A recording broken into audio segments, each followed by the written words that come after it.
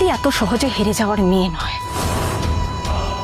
রাহি তুই শুধু দেখ এবার আমি কি কি করি, আমার হারাবারও আর কিচ্ছু নেই। কনক ভাবে না আমি রাহুলের কাছে যাব না, ও তো আমাকে চায় না, নিজের মায়ের কথা ভুলে গেছে, একবারও মুখে ওর মা ডাকটা এলো না, আমাকে দেখতেও চায় না রাহুল।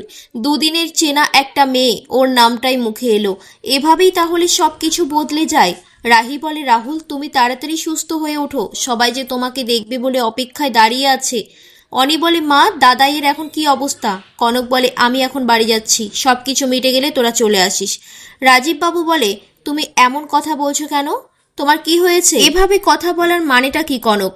আমার ছেলেটা কি এখনো মায়ের আঁচলের তলায় থাকার মতো আছে? বড় হয়ে গেছে আমার রাহুল, এখন আর মাকে প্রয়োজন নেই। রাহি বলে, মা এখন যদি আপনি আপনার ছেলেকে দেখতে চান যেতে পারেন। কনক বলে, হ্যাঁ দেখার ইচ্ছে হলে তোমার কাছে পারমিশন নিতাম। আজকের ফুল পর্বটি যদি আপনারা দেখতে চান একটি লাইক ও সাবস্ক্রাইব করুন।